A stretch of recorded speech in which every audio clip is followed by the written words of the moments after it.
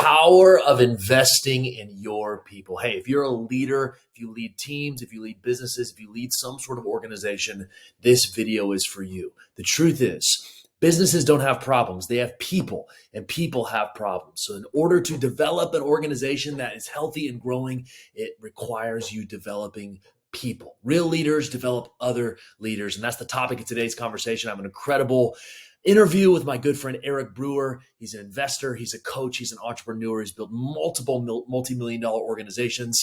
He's going to teach you exactly how to do that. Jump in, and I'll see you on the other side.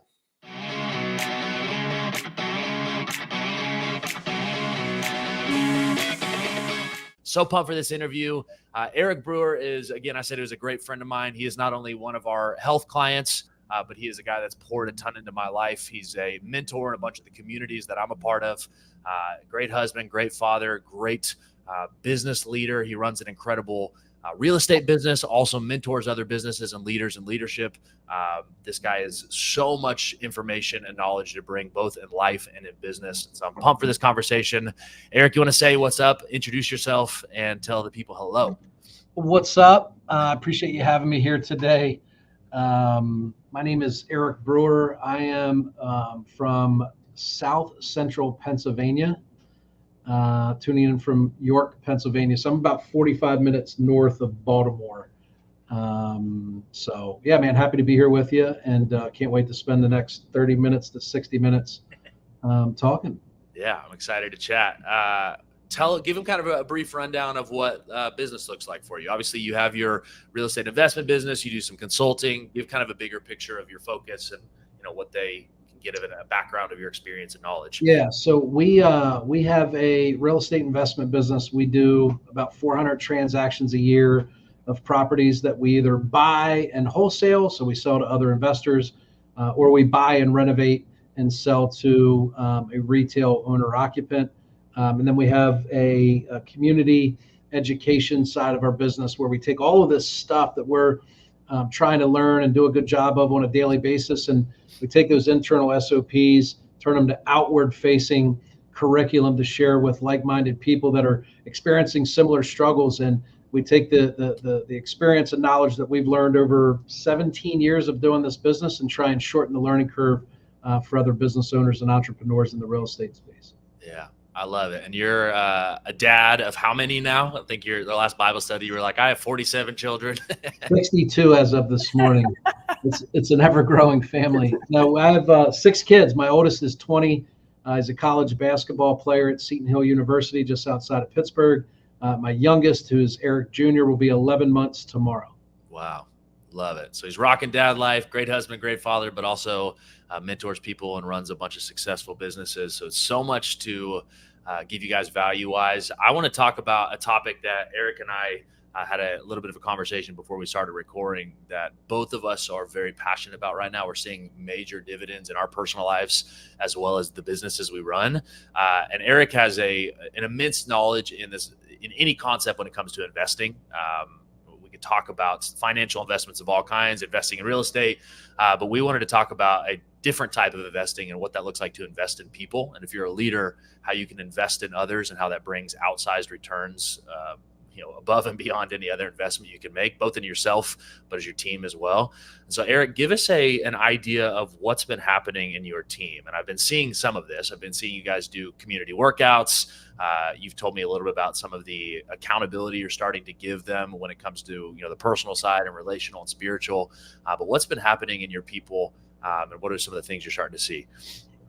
Yeah. So what happened was, goodness, if you go back, let's say 2 years for me, I wasn't able to do the things I wanted to do, right? In a very broad sense.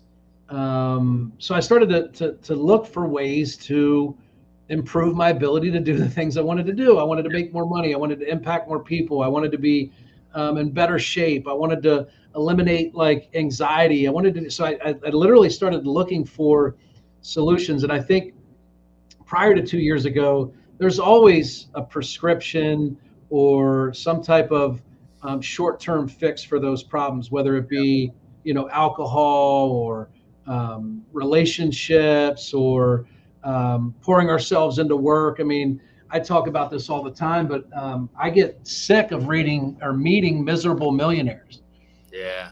people that have a lot of financial wealth but have poverty that has stricken them in every other aspect of their life. And slowly but surely, I found how much like learning would impact my life, right? Like personal development and getting outside coaching and mindfulness, whether that's meditation or prayer and journaling and all these other things that as I started to read books, I would just follow someone's advice. Eventually, that led me to meeting Cole and taking better care of my body and understanding that I had these aspirations of performing like a Ferrari, but I was feeding myself like literally a blend of diesel fuel and kerosene. All right. So as I started to make those changes, I noticed that I was thinking more clearly. I had more patience.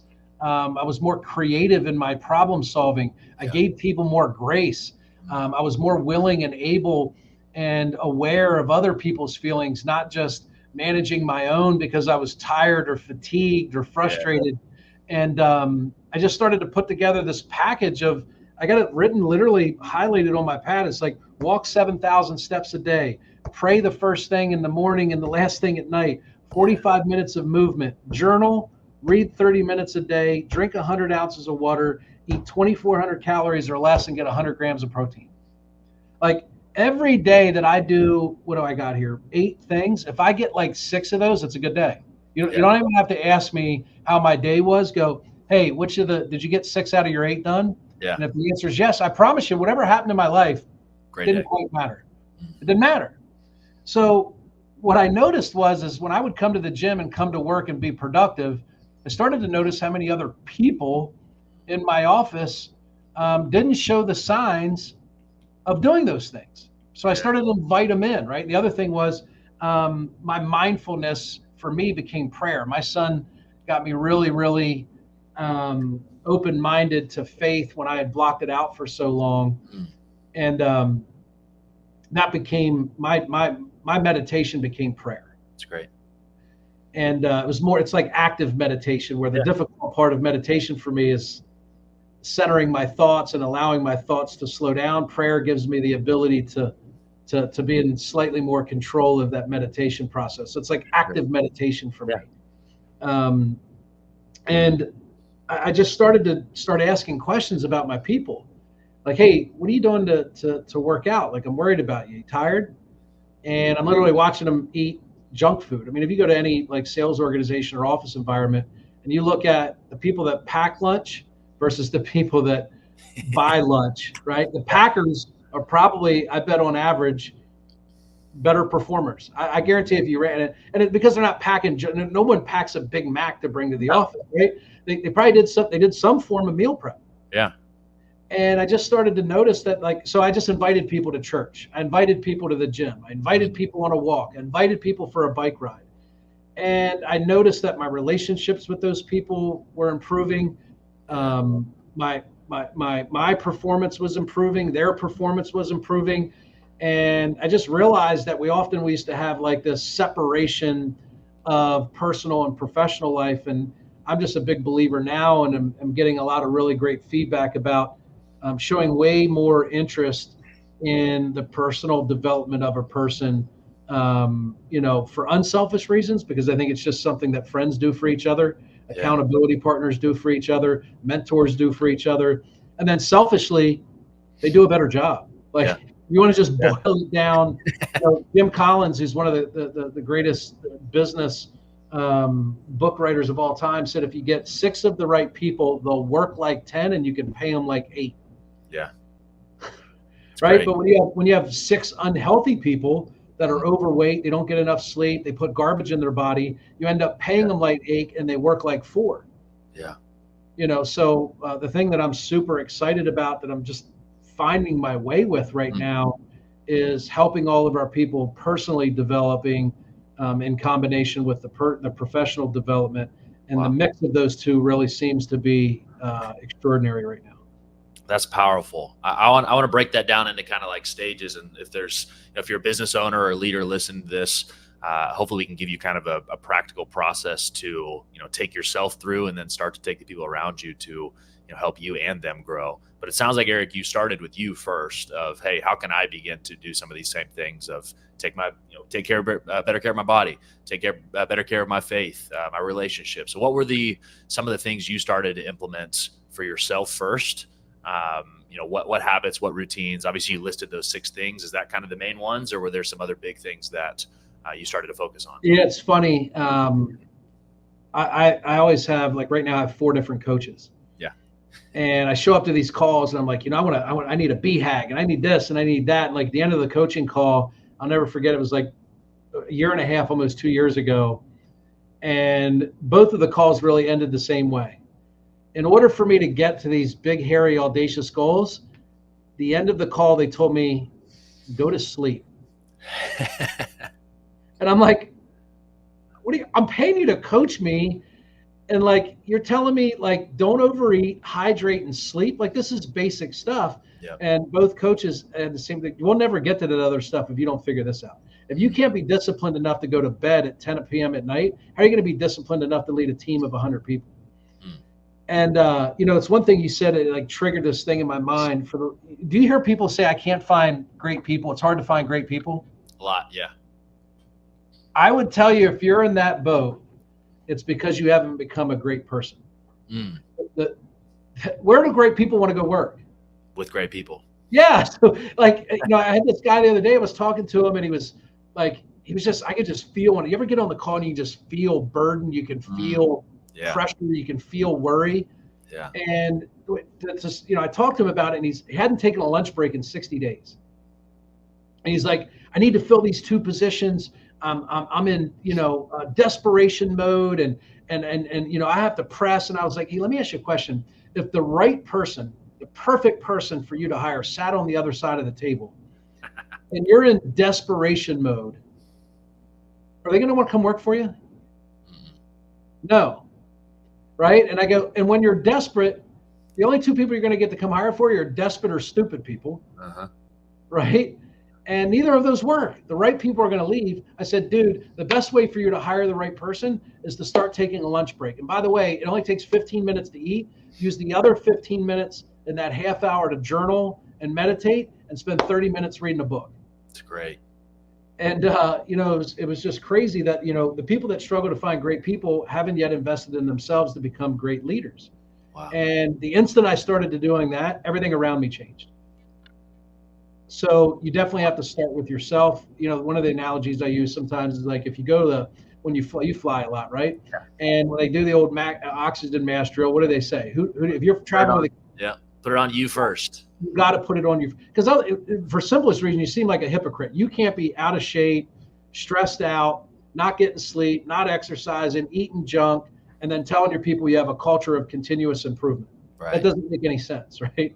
So you got to make sure that the way that you're behaving is in alignment with the expectations you have for people. Yeah. And if you just take the time to do that, and one thing that was great for me is I've become comfortable with social media, and I literally would just document my journey. And like-minded people that wanted to be in a culture and an atmosphere where they were challenged, they were encouraged, they were additionally, invested in at a personal and professional. They just started knocking on my door. So we have no problems finding. Our big task now is to say no to B players. Wow. Because the worst thing about having a B player is it's if you think about like a football team, there's only a certain amount of positions. If you put a B player at slot receiver, the worst thing that can happen is an A player comes along and that spot's already taken. So that's become the most difficult part for us when it comes to talent, is the turning away B- and B+ players. Wow. Because that's hard to do, because you're like, man, this guy's good, but is he great? So that's been a big development. And it started with myself. And then once I just started taking better care of myself, I could see more clearly, the people that belonged here and didn't belong here. And you start attracting the right people. That's so cool. And that's actually what originally initiated our relationship too, is that, you talk about that Facebook post I made about, if you're an overweight leader, unfortunately, our society is very judgmental, and you're missing out on a lot of potential trust you could have with your employees, or some version of that statement. I remember that was what initially started our conversation of, hey, you're right. Like I need to be a better example to my people around me. But I love what you said too, is, and that I think needs to be heard. If you want to attract better people, you have to be a better person. Yeah. I see this so much from, whether it's the health consulting we do, or even the business consulting through the operating systems I'm certified through, is like everyone's always looking for something external of, if I could get this one new hire, our business is fixed. Or if I could just get funding for a couple more deals, like we're in a great spot. Like it's always something external. And the problem is every time I talk to them, it's a different thing. They get the funding and now it's something different. Yeah. And the phrase that I've been like planting my flag on is like, you don't need any of that. What you need is a new you. Like you, the level you're wanting to get to is on the other side of you becoming a different you. And if that changes, all these stuff just becomes a byproduct and start to figure it out. And not that you won't need those things, not to discount the fact that those things are important, but if that's the focus, you're always going to be lacking something. And I totally agree with you too, is if you want better employees, better people, you got to become a better person. I think it's powerful. So what was the transition for you, and how did you start to, once you did this with yourself, how did you start to begin to push this in others? Because I can understand how that would become a focus, but practically I feel like that could be tough, especially when it comes to like health. Like how do you start telling other team members, hey, you're overweight, you need to come to the gym with me, or, hey, you need to go pray. Like how did you bridge that gap to be able to get involved in their personal life and have that permission from them? Yeah, I think it is. I wouldn't say difficult, but there's no protocol or established expectation. I think just generally in the workforce that way, unless you work for Andy Elliott. You know who Andy Elliott is? Take your shirt off. Yeah, like he's very matter of fact about it, right? Like if you don't have a six pack, you can't work here. Wow. So really all we're talking about is standards. Mm-hmm. And the only reason this is a little bit awkward or a little bit different, or the conversation seems difficult, is one of two reasons. It's not a previously communicated standard that people have committed to. And you as the leader or the manager aren't a great example of that standard. Wow. So I think what happened is I had no intentions of requiring or offering this or even encouraging my people in this way. But as I started to I started to show up as a different person, and people would either compliment or question me about how I got there. Like, man, you look way different. What are you doing? And then I share it, and then I go, hey, I'd be happy to tell you more. And by the way, I'll be riding my bike Saturday morning at, like, who doesn't want to help somebody, right? Like, yeah. So, I just started inviting people. Wow. And I remember there's a young man that works here, and he carries a significant amount of extra weight. And he came to video me at the gym one day in the beginning of my fitness journey. It's when I went from like walking 2 miles was my exercise to now I'm training 3 days a week with a trainer. And I had him come record it and document it. And I just said to him when I was leaving, I was like, hey man, if you ever want to start training, like I'll hook you up. And he was like, I'll be here Monday. Wow. And that was it. So I paid for him to have a trainer for a month. And then I just kind of realized that was like, I mean, this guy was sitting, like, that was in him, like, the whole time. Yeah. And it was like, all I had to do was create the opportunity. Yeah. And so I went to my trainer and I said, hey, what would it look like for me to have a corporate program? And he worked it. It cost me $1,000 a month. Bro. And we can have up to 25 people there. I've invited vendors, customers. Just this past week, we had 6 people that are customers came and worked out with us. And it was one day I realized I was there with another manager and leader at the team. And we were doing, like, at the end of a pretty grueling workout, we did 300-pound sled pulls where you pull them 25 yards out, drop the cables and push them back. And I remember, like, looking over halfway back of doing that with him, and I wanted to quit. And I looked at him and he looked at me, and it was just like, we're not quitting. Like, one, I'm not going to quit because I don't want to look like a puss in front of this guy. And number 2, if I quit, I feel like I'm letting him down. I remember, like, at the end of that workout, I just had like this epiphany and this clarity where I was like, we went to war together. Like, for an hour at 6 o'clock this morning, I went to war with him. And when we walked out of there, I felt closer to him. And I was like, why wouldn't you want to recreate that with all of the people that you work with. So I ended up working it out with the gym. And we now have Monday, Wednesday, Friday team workouts from 6:30 to 7:30. That's run by a professional trainer. It's like a sports performance style training. It's awesome. Yeah, so there's some competing, and guys are tracking like their weight that they lift from one week to the next. They're in there encouraging each other, pushing each other, and it's just, man, that carries over. And we're in a heavy sales environment here, so that energy carries over into the workforce, and it just makes them better. And I mean, again, for me, I notice when I leave the gym, I'm just happier. Like there's this biggest thing for me was get part is like when you wake up at 6 o'clock in the morning and it's dark and cold out. The only thing you're focused on is like that 60-second window where you have the choice to get up and get dressed and leave, or within 15 seconds I can hit snooze, go back to bed, and we have to suffer for 60 seconds. Yeah. Because once the trigger for me is, even once I get to the gym, I'm still kind of like dragging. As soon as that first bead of sweat rolls off my forehead, great. And now in my mind, I'm like a gladiator warrior in there, like, fighting for my life, and training like an athlete, right? That you taught me how to think like. Yeah. And so it's like when I wake up, I don't think about the 60 seconds. I try and tap in to what it'll be like at 6:45 when I'm, 15 reps into a back squat, when I feel strong and I feel disciplined and I feel like a leader. And that's what gets me up and gets me going.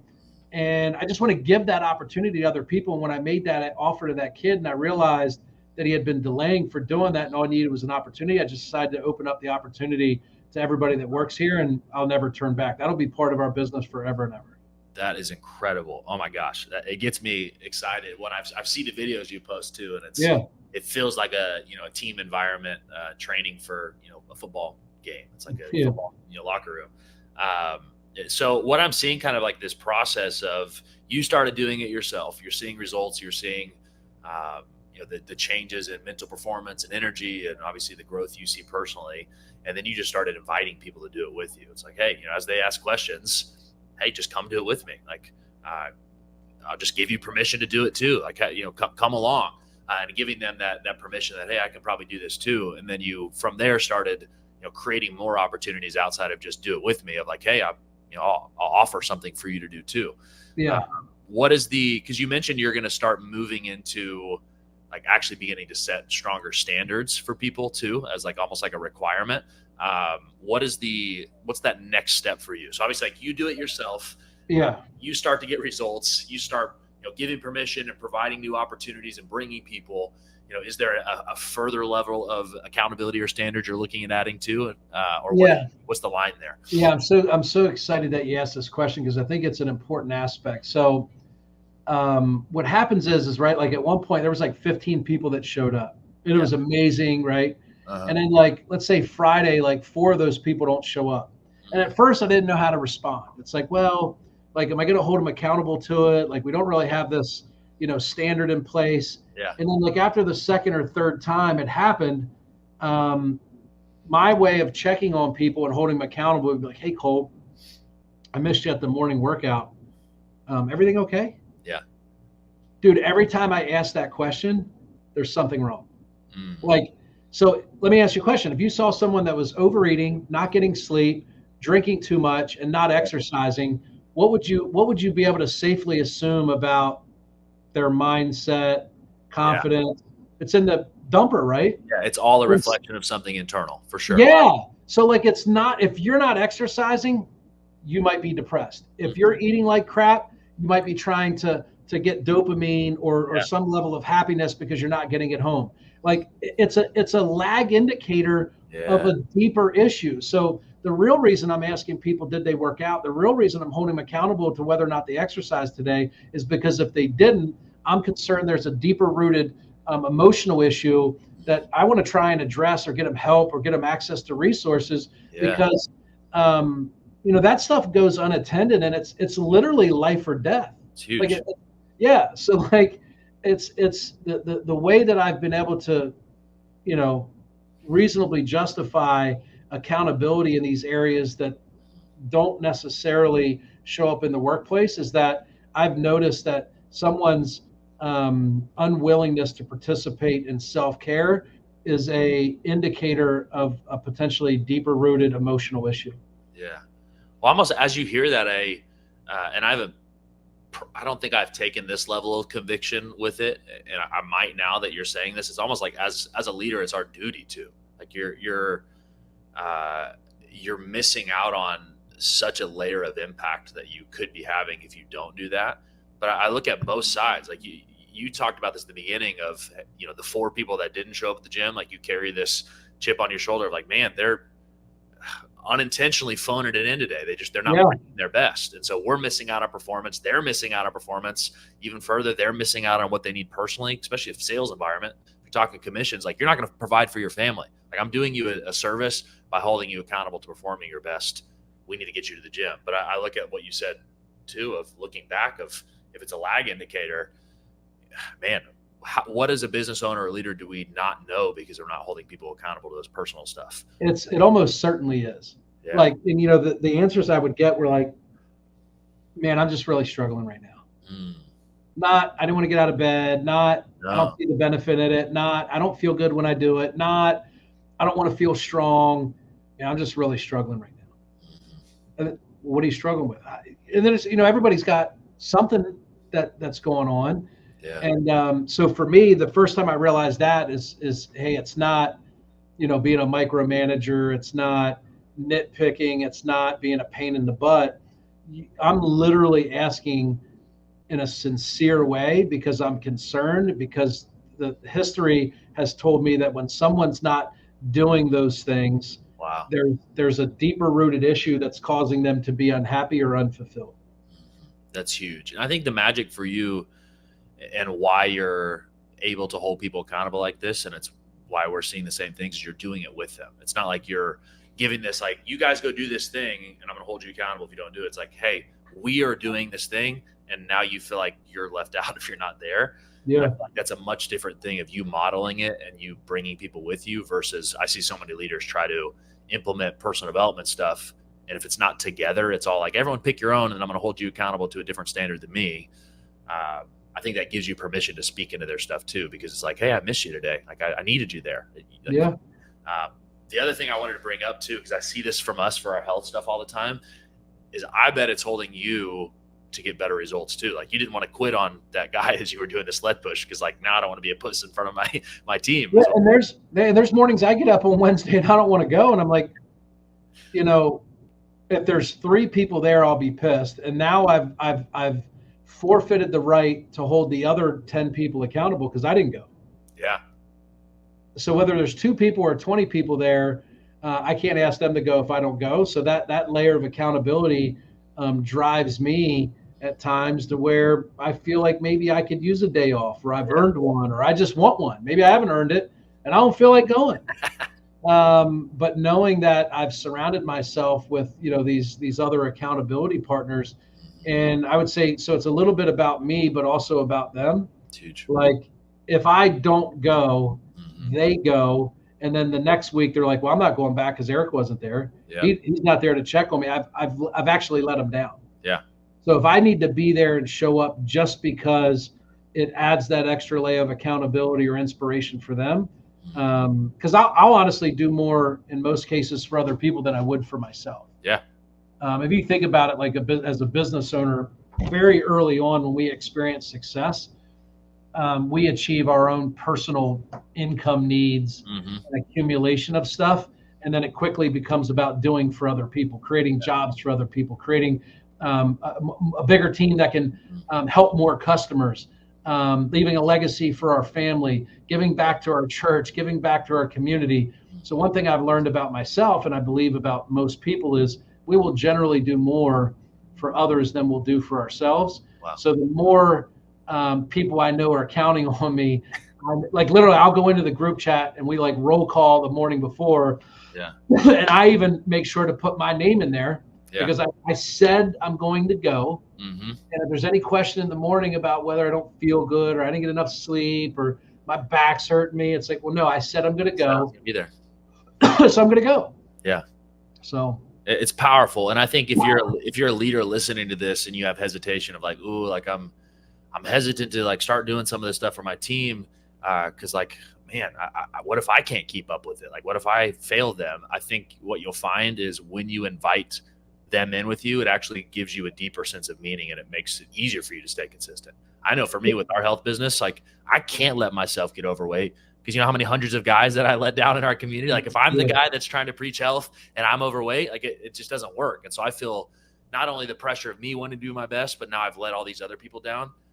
It just it's a secondary layer of accountability. And Aaron says this all the time. Like people have asked him for years, how do you stay in shape for so long? And he was like, honestly, I could talk about all the motivation and reasons, but I have so much accountability because I lead so many people in it that I would be failing all them. And it's like I physically can't allow myself to.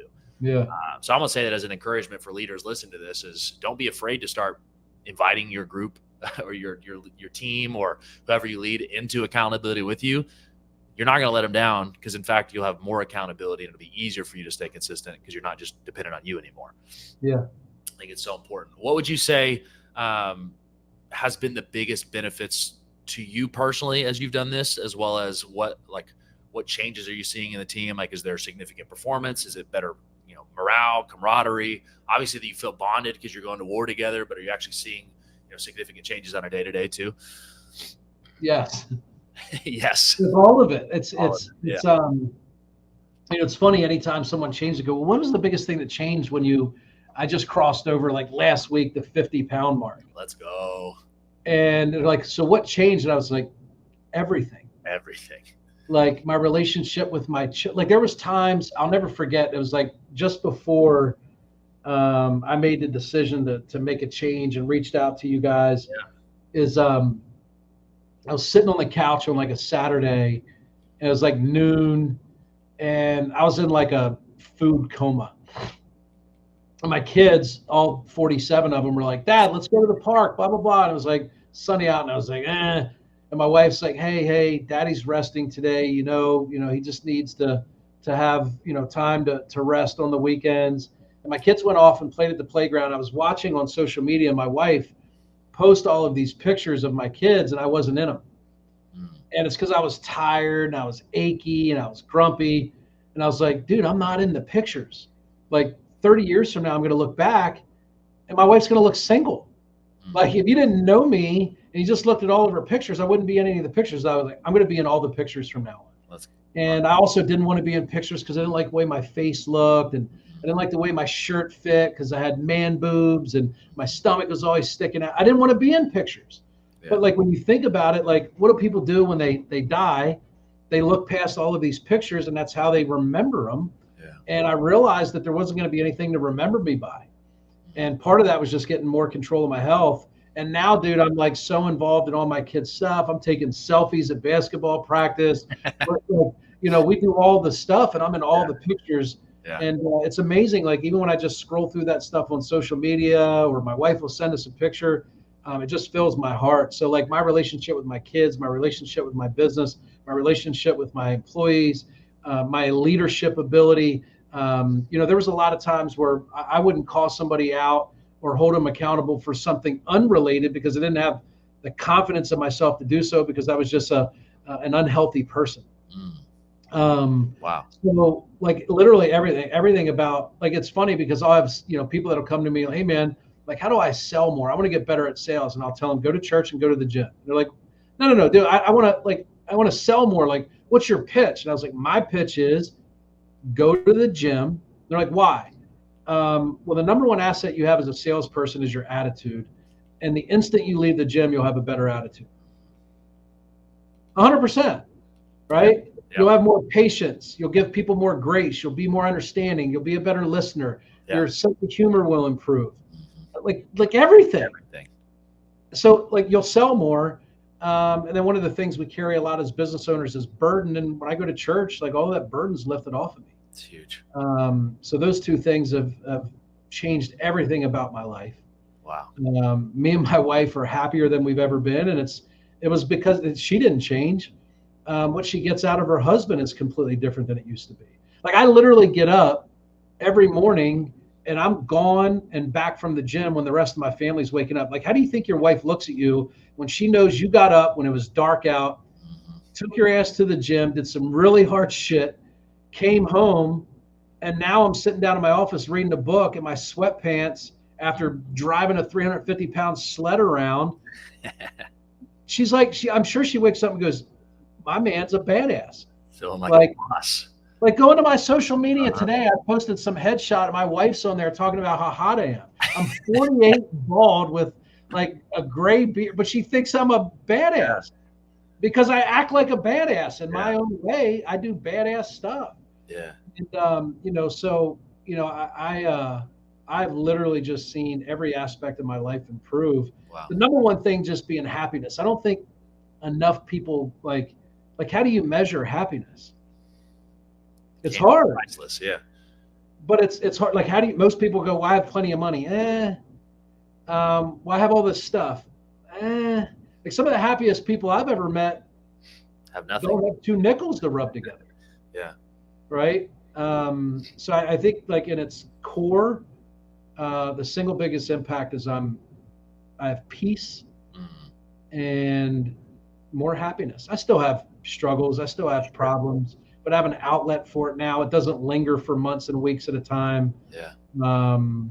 So yeah, I mean, I would say peace and a higher level of more consistent happiness are the two biggest byproducts of making the change. It's incredible. I'm proud of you. It's been incredible to see the change you've had over the last year and a half. It feels like I'm talking to a different person, even from the first couple of conversations. I am. Yeah. I mean, it's literally like I was thinking about earlier, like if you didn't see any results, but every day you did 7,000 steps, you prayed in the morning and at night, you've exercised for 45 minutes, you journaled for 30 minutes, you read a self-development book for 30 minutes, you hydrated with 100 ounces plus water, you watched what you eat, and you got 100 grams of protein. If you couldn't hear anything and all you could do is watch a person do that, what would you say about them? They're successful. They're happy. They're accomplished. So I am a different person because I didn't do any of that stuff before. Right. So I had to borrow or fake success, where now if I just do these things, success just follows me around. It's incredible. Well, and I can even tell in the countenance, like from our first call, and not that you weren't like you great man, like love people, but like even just the there's like a less of a weight that you carry around. Like you say you have more peace, but others can feel the less of a burden that you're carrying too. Yeah. Happiness and peace that you carry. And then I think just the weight is a physical manifestation of that. Like, oh, by the way, I'm letting go of that burden too, which is cool. And I think that's why at the starting line, we say our mission is to create athletes that win in every area of life. Like to me, if I start to train my mind and my body or my spirit and my body, every other area of my life changes. Like if I take on that athlete mentality, which takes a mental and a physical component, like my relationship changed, my business changed, like every area begins to grow. And I think, I love that advice to the salespeople is like get in church and go to the gym. That's what we call faith and fitness. Those two things will fix your family and finances if I can fix myself internally. Yeah, like one way you can, if you said, hey, I want you to completely disrupt this dude's income, and I can only do one thing. If I went to his home and disrupted his home life, or I made him sick, right? Like where they had some terminal illness, like it would completely disrupt your financial well-being. So yeah, I think if to your point, if you take care of those other two things, the rest are more likely to fall into place. And as those things become shaky or vulnerable or new opportunities, the fact that we have this solid base to be able to rely on and lean on. I mean, you think about it, just like, if you work out and you exercise and you eat well, you can be effective till 5, like it's 5 p.m. right now. I was talking to you 2 years ago, I'd be mentally fatigued. Checked out. Yeah. I'd be ineffective right now. I got another 2.5, 3 hours of productivity in me. Yeah. And the good news is I'm going to go home after this. And I'll have some productivity to offer to my family. It's incredible. So, you don't use if you do have more gas in the tank, you have some left over when you get home. What's what we used to say, your family should get the best of you, not the rest of you. Yeah. Like you still have a portion of your best left to give, not like nothing's left and they're just, you guys get the leftovers. Correct. And I think that was one of the most impactful moments I've had like from our health business was, I don't even know if you knew about this, but you left a voicemail for Gary Harper, probably 2-3 months into your program with us when you first started. And it was the first time I had heard from you since our initial conversation that got you enrolled in the program. And you were emotionally saying, "Hey, my daughter just told me today that like she was so happy I've been playing with her more, and I'm like had more energy, and like I'm a fun dad now," or something along those terms. And you were emotional, and me and Aaron like played it on speakers and we're like weeping in our office. Yeah. And so like to me that's why health is so important. Is like it's not about just abs and biceps. It's how am I showing up to my family and the people I can impact.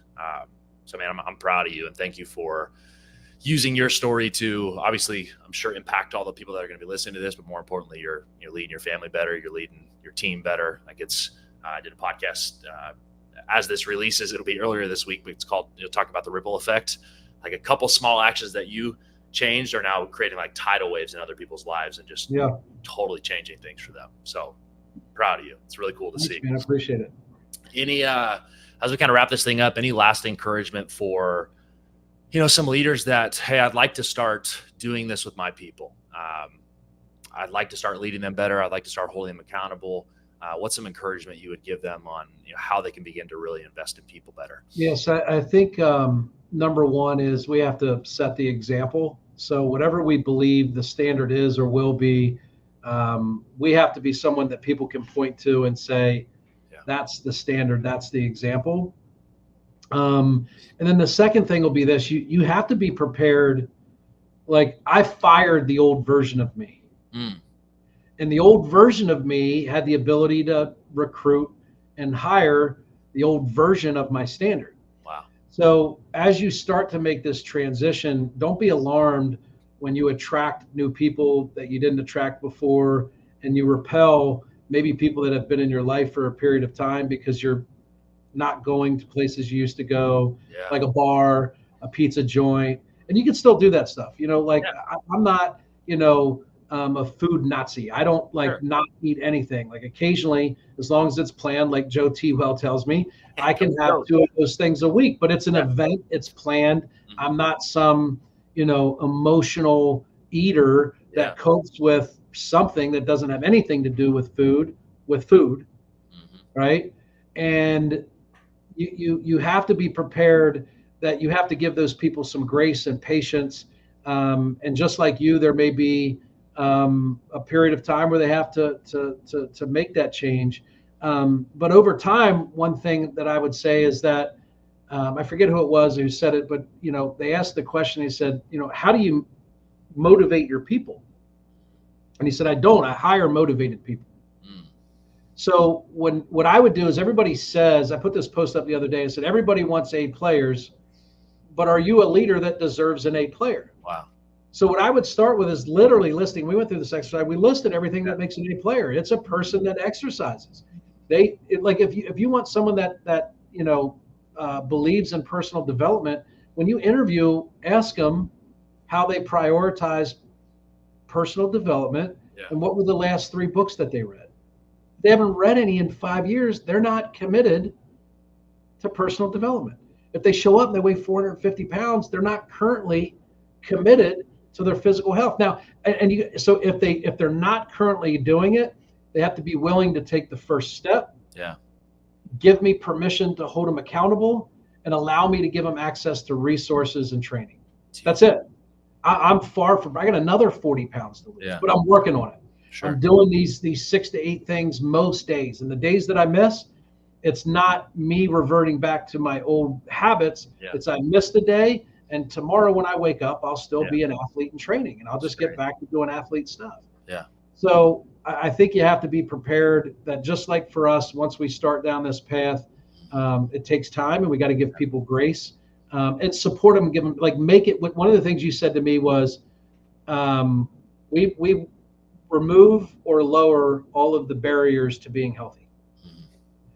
So give your, because as entrepreneurs and business owners, we have access to sometimes disposable, like even joining a gym might be an expense that people can't afford. Go get them a corporate. I mean, literally for $1,000 a month, if you're a business owner or a manager or someone making north of 6 figures that has a team that you manage, for $1,000 a month, you can get a trainer that can train up to 20 of your people in a group environment, which is a team building exercise in and of itself. Yeah. And you can help 15 to 25 people get healthy, one person at a time for $1,000 a month. Go find a gym, find a trainer. They need open turf and an open gym. Every LA Fitness and Crunch and all these places have it. And get in there in the morning and start going to war together. It's great. And there's a lot that just happens there. Like when someone's struggling to get up that sixth rep of a squat, and people are cheering for them. They're there to spot. There's so many useful analogies that happen inside of the gym that it just carries over because that's all the stuff you try and get people to do. Yeah. At the office, and it happens naturally at the gym. So I love it. So good. Thank you so much for being with us. I want to give them a place to connect with you. Yeah, Instagram's the best place to find me. I put out a ton of content, free stuff, sales training, real estate advice, leadership advice. I basically just document what my day looks like 2 or 3 times a day through social media.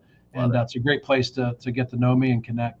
Awesome. Highly recommend reaching out if you want to grow your business. Eric, thank you for being on this. Thank you for pouring into our people. Thank you for inspiring even me too. You're inspiring me to do more with my team and the people that I get to lead. And thank you for, more importantly, being such a great man. Like, you are one of the most giving people I know. Reach out and just love on people. So thank you for being who you are. Appreciate you, brother. Well, thank you guys so much for tuning in, for listening. This is the Starting Line Podcast. If this is valuable, share it with somebody, pass it on so that they can begin to win in every area of their life as well. Get off the sidelines, step up to the starting line, and go win today. We'll see you on the next one. Bye. There you have it. Thank you so much for tuning into today's episode. Hey, if you want a free resource to be able to take your health to the next level, or if you're a leader wanting to develop your team better, just like this episode talked about, and you want to help them take next steps, there's a free protocol that I've included below with free workouts, free nutrition, free supplement guidance, so that you can take control of your health and become the best leader that you could possibly be. If you like that, click the link below and download it, and I'll see you on the next episode. Bye.